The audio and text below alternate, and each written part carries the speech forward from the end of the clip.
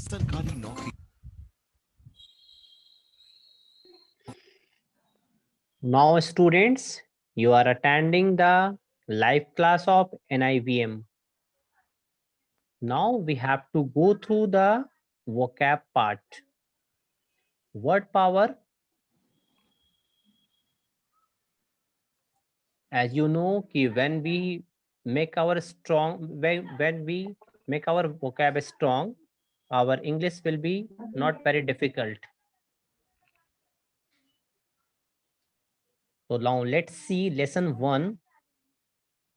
And as you can see, the meaning as well as synonyms and antonyms have also been given along with the words. So let's see the first word, that is alien. Alien जैसा आप देख सकते हैं, इसके बगल में इसकी meaning लिखी गई है, इसकी बगल में पार्ट्स ऑफ स्पीच कैटेगराइज भी किया गया है, एडजेक्टिव है, ठीक है। और इसका मतलब होता है कोई अजनबी। अजनबी मतलब हर एक सेंस में आ सकता है, चाहे वो जैसे हम कहते हैं ना, देखो ये एलियन है, वो मतलब अंतरिक्ष से कोई उतरा हुआ हो, या कोई बाहर से फॉरेन से आया हुआ हो, या कोई अजनबी हो, तो हम लोग हर एक सेंस में इसका यूज कर सकते हैं, राइट। तो इसकी मीनिंग है यहाँ पे फॉरेन स्ट्रेंज जो भी दिया गया है, ठीक है, और इसके साथ साथ एंटोनिम्स भी दिया गया है, ठीक है। तो अगर आप इसकी मीनिंग याद कर रहे हैं, तो मीनिंग के साथ साथ आप कोशिश कीजिए कि इसका सिनोनिम्स और एंटोनिम्स जो भी वर्ड्स हैं वो भी आप याद कर लें, राइट। उसके बाद देखिए सेकंड वर्ड आता है ब्रुक। ब्रुक जिसका यूज हम करते हैं वर्ब की तरह। इसका मतलब होता है किसी चीज को बर्दाश्त करना। आप कुछ बोल रहे हैं और मैं टॉलरेट कर रहा हूँ, ठीक है। आप मुझे पीट रहे हैं और मैं बर्दाश्त कर रहा हूँ, ठीक है। तो ब्रुक का मतलब होता है सहन करना, बर्दाश्त करना, राइट। उसके बाद देखिए कॉन्सोल। कॉन्सोल जिसका यूज हम करते हैं वर्ब की तरह। ये भी मान लीजिए किसी का रिजल्ट खराब हो गया, उसको बहुत दुख हो रहा है, उसको जाके आप क्या करते हैं, अच्छा कोई बात नहीं, तुम अगली बार मेहनत करना ना, तुम्हारा रिजल्ट अच्छा आएगा। तो आप क्या कर रहे हैं, उसको कॉन्सोल कर रहे हैं, सांत्वना दे रहे हैं, ठीक है। तो ये मीनिंग होती है कॉन्सोल की। देखिए इसके साथ साथ इसका सिनोनिम्स एंटोनिम्स भी बहुत सारे वर्ड्स दिए गए हैं, उसको भी आप कोशिश कीजिएगा कि सारे वर्ड्स आप याद करें। कॉन्स्पायर। कॉन्स्पायर जिसका यूज हम करते हैं वर्ब की तरह। इसका मतलब होता है ना किसी के खिलाफ कोई षड्यंत्र करना, राइट। अब मान लीजिए कहीं पे कोई गवर्नमेंट चल रही है, ठीक है, तो कुछ पॉलिटिशियन क्या करते हैं, अब इसको इनकी गवर्नमेंट मुझे गिरानी है, तो क्या कर रहे हैं, कंस्पायर कर रहे हैं, षड्यंत्र कर रहे हैं, ठीक है। और एक चीज देखिएगा, जहां जहां जिस पार्ट्स ऑफ स्पीच को कैटेगराइज किया गया है, उसी तरह से इस वर्ड को यूज करना है। जैसे कॉन्सोल हम लोगों ने देखा था, कॉन्सोल वर्ब होता है और उसका नाउन भी होता है। कॉन्सोल का नाउन होता है कॉन्सोलेशन, ठीक है। उसके बाद देखिए नेक्स्ट वर्ड आ रहा है एडिफिक। एडिफिक का मतलब, एडिफिक है नाउन, राइट। अब एडिफिक का हम किस सेंस में यूज करते हैं, तो बुर्ज खलीफा इज नाउ एडिफिक, मतलब बहुत भव्य इमारत है, क्या कहा जाए, बहुत इंप्रेसिव बिल्डिंग है वो। तो उस सेंस में हमने यूज कर दिया एडिफिक का। मतलब किसी भी इसका यूज का आप करेंगे, मतलब इसका मतलब होता है इंप्रेसिव बिल्डिंग के सेंस में ही यूज किया जाएगा। कोई इमारत देखिएगा उसके सेंस में ही हम लोग इसका यूज कर सकते हैं, किसी दूसरे सेंस में नहीं, राइट। इलैप्स। इलैप्स आते हैं, इलैप्स जिसका यूज हम करते हैं वर्ब की तरह।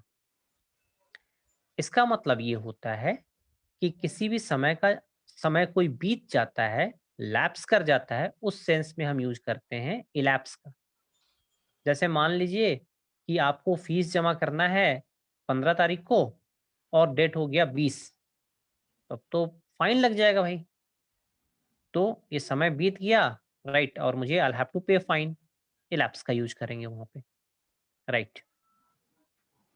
इसका मोस्ट अप्रोप्रिएट सिनोनिम्स जो होता है लैप्स। लैप्स आपने वर्ड सुना होगा, लैप्स बहुत ही कॉमन वर्ड है ये। किसी भी ट्रांजैक्शन में इस वर्ड का यूज जनरली होता है, लैप्स का। उसके बाद नेक्स्ट वर्ड आता है एलिगेंट। एलिगेंट जिसका यूज हम करते हैं एडजेक्टिव की तरह। बहुत कोई चीज बहुत लगता है कि बहुत ही अट्रैक्टिव है, उसका अपीयरेंस बहुत अच्छा है, तो उस सेंस में हम यूज करते हैं एलिगेंट का। देखो ना, तुम्हारी ड्राइंग जो है ना, इट्स रियली एलिगेंट, बहुत सुंदर है, राइट, बहुत ही इम्प्रेसिव है, तो हम यूज करेंगे एलिगेंट का। उसके बाद आते हैं नेक्स्ट वर्ड पे। नेक्स्ट वर्ड इज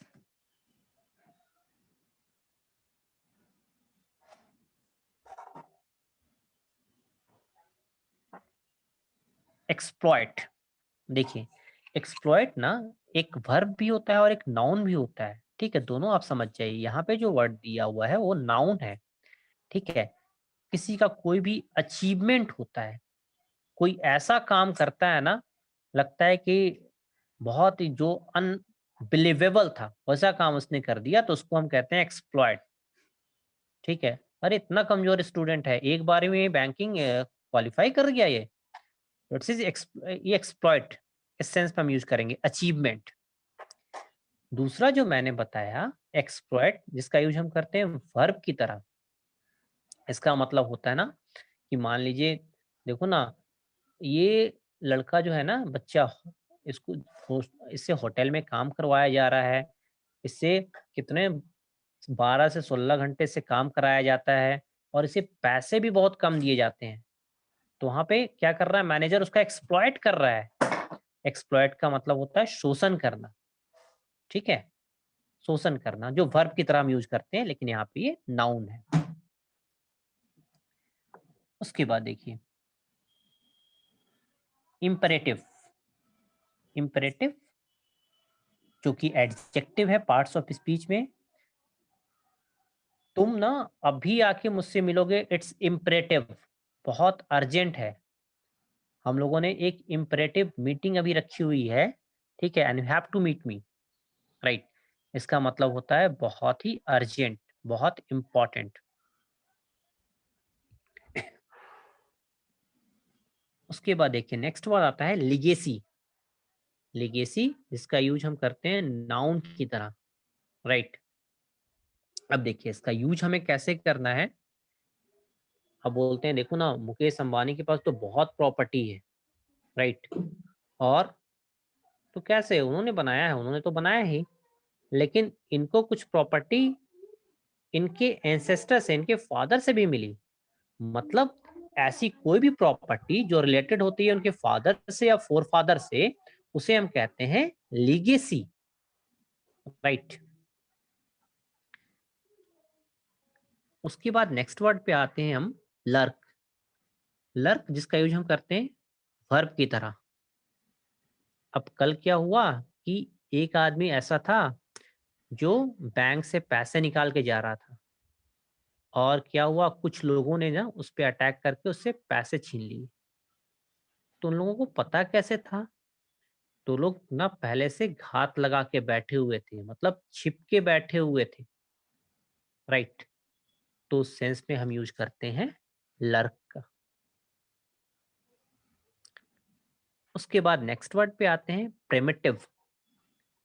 प्रिमिटिव जिसका यूज हम करते हैं एडजेक्टिव की तरह। देखो, हम बोलते हैं ना, यहाँ पे ना एक बहुत बड़ा किला है, बहुत पुराने समय का है ये, पुराने समय का मतलब बहुत ही एंसेंट टाइम का है, तो उस सेंस में हम यूज करते हैं प्रिमिटिव का। नेक्स्ट वर्ड आता है रिक्वायल। रिक्वायल जिसका यूज हम करते हैं वर्ब की तरह। आप मान लीजिए कहीं पे खड़े होके कुछ देख रहे हैं, और अचानक से क्या होता है कि कुछ गिरने की आवाज होती है, और आप अचानक से मुड़ जाते हैं, घूम के देखने लगते हैं, अरे भाई क्या हुआ, किधर किधर ये चीजें गिर गई। तो जब हम किसी भी चीज से चौंक कर घूम के किसी चीज को देखते हैं, तो वहां पे हम यूज करते हैं रिक्वायल का, इट्स वर्ब। उसके बाद देखिए next word is unique. Unique. इसको दूसरे सेंस में हम कह सकते हैं पिक्यूलियर भी या अनपैरेलल भी। मतलब इसका यूज हम करते हैं एडजेक्टिव की तरह। बुर्ज खलीफा जो है ना, यूनिक बिल्डिंग है, वो यूनिक है, ठीक है, मतलब उसके जैसा कोई दूसरा है ही नहीं, राइट। तो वहां पे हम यूज करेंगे यूनिक का। तो ये हम लोगों ने अभी 14 वर्ड्स देखा। जो इस 14 वर्ड्स से हम लोग फिल करेंगे जो सी है, सी जो हमारा फिल इन द ब्लैंक्स दिया हुआ है, उसको हम लोग फिल करेंगे इससे।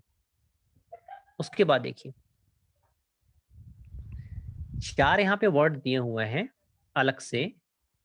एक डिलीवरेंस है, डिलीवरी है, ह्यूमन है और ह्यूमन है। तो देखिएगा, डिलीवरेंस और डिलीवरी दोनों ही नाउन होता है, ठीक है। तो दोनों में डिफरेंस क्या होता है वो आप समझिए। मान लीजिए कोई कहीं जा रहा होता है, मतलब समुद्र में जा रहा होता है, और अचानक से तूफान आ जाता है। अब बेचारा वो तो बीच में फंस गया, उसकी शिप जो है अब ना आगे जा सकती है ना पीछे जा सकती है। अब उनको क्या किया जा रहा है, वहां पे जितने भी है ना जो लोग, उनको बचाने के लिए जो रेस्क्यू टीम आ रही है वहां पे, ठीक है, उसके लिए हम यूज करते हैं डेलिवरेंस का, राइट। उसके बाद डिलीवरी एक वर्ड आता है, वो भी नाउन है। डिलीवरी तो कॉमन वर्ड है, आप सुनते होंगे, ठीक है। चलो गैस की होम डिलीवरी हो गई भाई, लेटर डिलीवर हो गया, ठीक है, राइट। तो उस सेंस में हम यूज करते हैं डिलीवरी का। उसके बाद देखिए, ह्यूमन और ह्यूमेन दो वर्ड है यहाँ पे। ह्यूमन आप जानते ही होंगे कि human being, right. Human being, एक ह्यूमन का मतलब होता है मानवीय, राइट। ह्यूमन बीइंग जिसको हम कहते हैं। और दूसरा ह्यूमन जो है उसका मतलब होता है, ये एडजेक्टिव है, इसका मतलब होता है दयालु, या काइंड के सेंस में भी हम कह सकते हैं, काइंड बोलते हैं, ठीक है। तो सेंस में भी इसका यूज कर सकते हैं। तो ये 4 वर्ड एक दूसरे से जो मिलते जुलते आप देख रहे हैं, इसकी इससे हम लोग फिल करेंगे बी,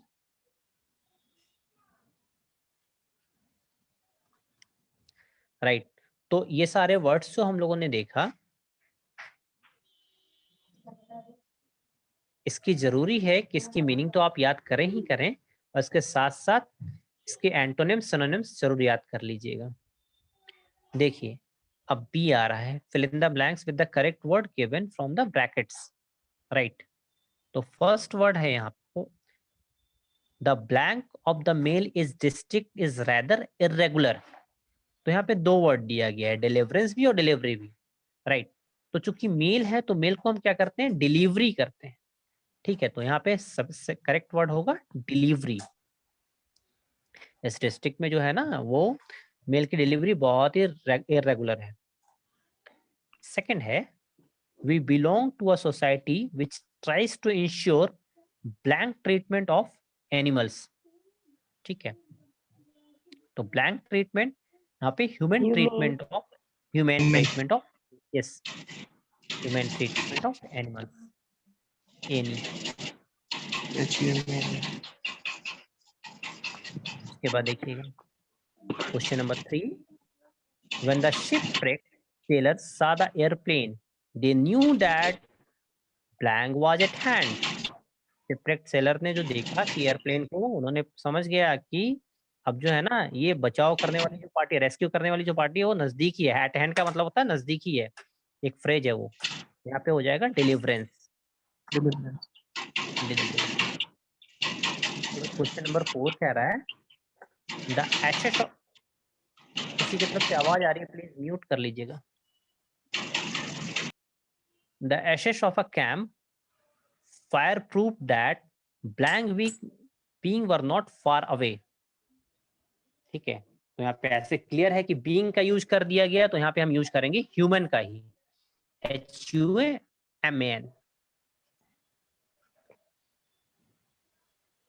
HUMAN,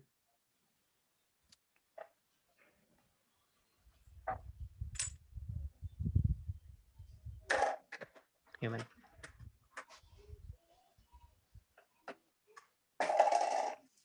ये क्लियर है आप लोगों का? इसमें कोई क्वेश्चन आप लोगों का? बी? नो?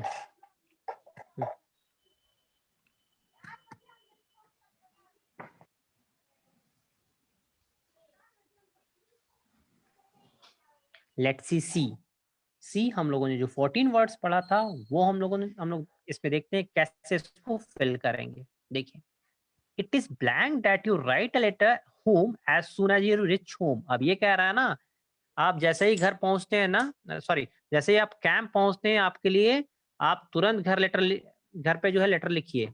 ये क्या है? बहुत जरूरी है। It is imperative. इम्परेटिव, तो यहाँ पे वर्ड यूज होगा इम्परेटिव, राइट। उसके बाद देखिए, सेकंड नंबर क्वेश्चन कह रहा है, although Henry's clothes are always blank when he is out, he dresses very carelessly at home. अब कह रहा है ना कि हेनरी के क्लॉथ्स जो है ना हमेशा कैसे रहते हैं, लेकिन वो घर से जब बाहर जाता है तो उसका, जब घर पे रहता है तो उसके उसके कपड़े जो है बहुत ही केयरलेसली रूप में से रहते हैं।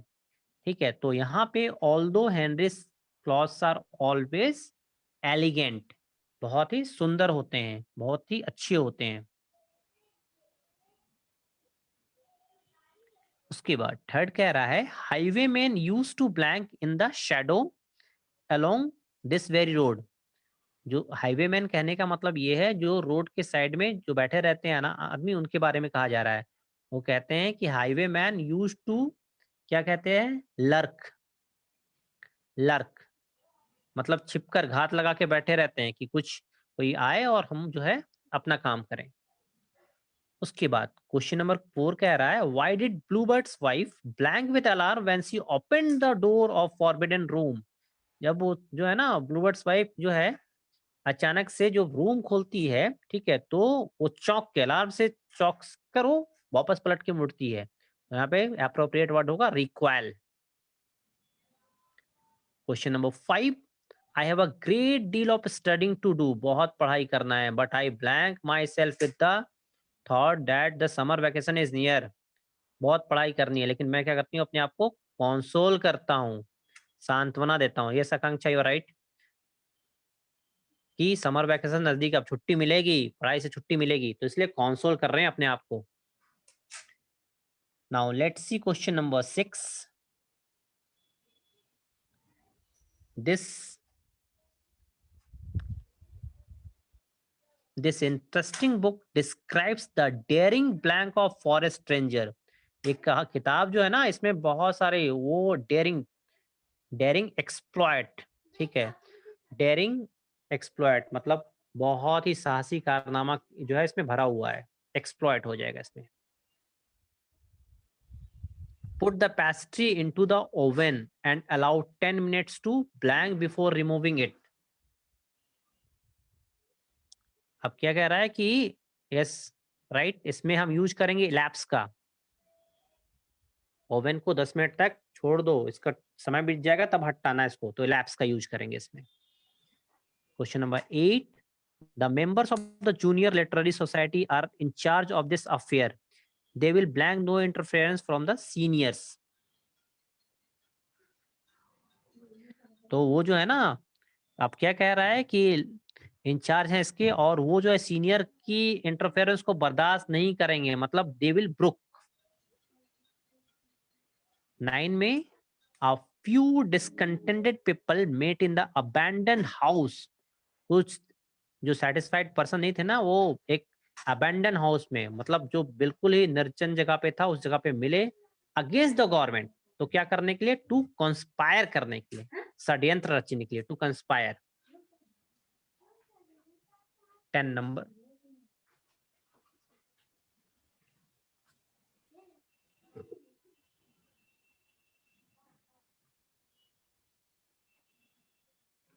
क्वेश्चन नंबर 10 कह रहा है, under the sand we discovered the, ठीक है, तो हम लोगों ने सैंड के नीचे क्या खोजा? बहुत ही पुराने किस्म का, मतलब इसमें हो जाएगा primitive dwellings of early age. Primitive dwelling का मतलब होता है residence, primitive. Question number 11, during the last century people from blank lands entered this country in large number।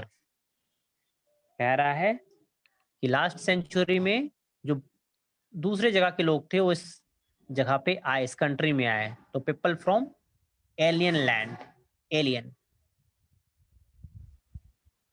Question number 12 कह रहा है when my uncle died, जब uncle की death हुई, he left me a blank amounting to several $1,000। तो ऐसा हम लोगों ने यूज किया था लीगेसी वर्ड का। लीगेसी ऐसी प्रॉपर्टी several $1,000 की लीगेसी वो छोड़ के गए। Question number 13, I know a great deal about ancient weapons। Ancient weapons के बारे में मैं जानता हूं and I sure that this old musket is unique. बहुत ही यूनिक है ये। उसके बाद question number 14, the new church is a noble edifice. बहुत ही भव्य इमारत है, राइट। तो ये 1 to 14 किसी को कुछ पूछना है इसमें? Spelling of edaphic. EDIFICE, edaphic.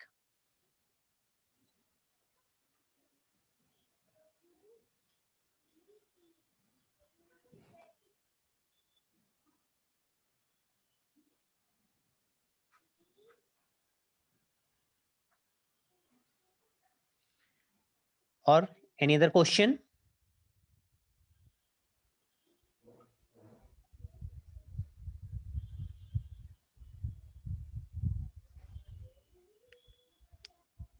No one. तो क्लियर है आप सभी का? Yes sir. ओके।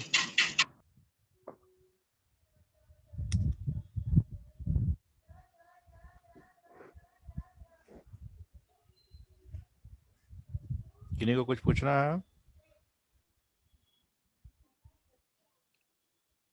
बोलिए राजीव। नहीं सर, ठीक है सर। अभी तो आगे क्या करना है अग्रवाल साहब, बता दीजिए लोगों को होमवर्क क्या करना है। होमवर्क में आप लोग यही, मैंने तो सारा करवा दिया। अब आपकी ड्यूटी ये है, सबसे पहला जो मैंने आपको बताया कि आप एडिटोरियल पार्ट जो है ना डेली आप पढ़ेंगे, ठीक है, 5 मिनट 10 मिनट जो भी हो। इसके साथ साथ यहाँ पे जितने भी वर्ड्स मैंने बताए सारे की आप एंटोनिम्स और सिनोनिम्स याद कर लीजिएगा, ठीक है, ये आपका काम रहेगा। और इसके साथ साथ मैंने वर्ड आपको एडिटोरियल से भी दिया है, उसकी मीनिंग भी आप याद कर लीजिएगा, राइट। और कोशिश कीजिएगा कि उसका आप सेंटेंस बना के यूज करें तो ज्यादा आपके लिए बेनिफिशियल होगा वो, right. Can you do it? हो जाएगा ना सर। Yes sir. कुछ बोल नहीं रहे हैं आप लोग? हो जाएगा कि नहीं होगा? हाँ, तो जवाब दीजिएगा। हाँ, जवाब दीजिएगा तब ना पता चलेगा कि हाँ you people are getting my words, ठीक है। और डिक्शनरी भी रखना पड़ेगा ना, ठीक है ना। सर तो यहाँ बता दिए, क्या सर बता दिए, लेकिन आपको उस समय डिक्शनरी रखना पड़ेगा। इंग्लिश टू हिंदी हो, इंग्लिश टू इंग्लिश हो। अब डिक्शनरी आजकल लोग रखते नहीं है क्योंकि मोबाइल सबके पास है, तो फटाक से मोबाइल में बोल देते हैं, इस तो मीनिंग आ ही जाता है, ठीक है ना। तो मोबाइल का भी हेल्प ले सकते हो, उसके डिक्शनरी का भी, फटाफट जो भी डाउट हो क्लियर हो जाएंगे। वहाँ यूज भी बताया था, यूजेस कैसे होते हैं, क्या होते हैं, मोबाइल पर सारा चीज दिया हुआ है, गूगल क्या, तो उस पर सर्च कर लें। म्यूट कर लीजिए। हाँ, अब तो काफी आसान हो गया, पहले खोजना पड़ता था, हेल्प लेना पड़ता था, अब तो तुरंत हेल्प लोगे गूगल पर, वो एडवाइस कर देगा आपको, ठीक है, छोटी मोटी डाउट्स को क्लियर कर देगा, राइट। और कुछ कहना अग्रवाल साहब बच्चों को? नो सर, आप लोग पढ़ते रहिए, ठीक है। हम लोग जल्द ही मिलेंगे। क्या सर एक्सपेक्ट करें कि जल्दी हम लोग मिलेंगे? अब एक आध सप्ताह, एक आध सप्ताह ना सर? मिनिमम 2 सप्ताह कम से कम लगेगा। 2 सप्ताह। क्योंकि जो चीजें बता रहे हैं आप लोगों का टेस्ट लेंगे, फिर बी रेडी, तैयार है ना? ऑनलाइन भी टेस्ट होगा ये लोग, ऑनलाइन टेस्ट भी होगा ये लोग, ऑनलाइन टेस्ट भी। पार्टनरशिप का लिए थे, फिर एक पार्टनरशिप होगा, ये सब का भी लेंगे टेस्ट, बहुत सारा वर्ड पावर वगैरह है, मेरे पास स्टॉक काफी है, ठीक है। ओके, और कुछ कहना है बच्चों? नहीं ना? आज का सेशन कैसा रहा बच्चे बताओ? समझ में आया सब? Yes, Yes, sir. sir. Yes, sir. Yes, sir. Yes sir. Okay everyone, ठीक है। सरकारी नौकरी पाना अब और भी आसान। लाखों की संख्या में वैकेंसी। झारखंड का नंबर 1 एकमात्र संस्थान NIBM PO maker institute. Specialization in bank, MBA, SSC, computer. NIBM को अनेकों अवार्ड से सम्मानित किया गया। मैं NIBM को बधाई देता हूं कि इतने सारे विद्यार्थियों को हर साल बैंकिंग की परीक्षाओं में सफलता दिलवा रही है। NIBM PO maker institute, head office Shri Sai tower, 4th floor, circular road, Ranchi.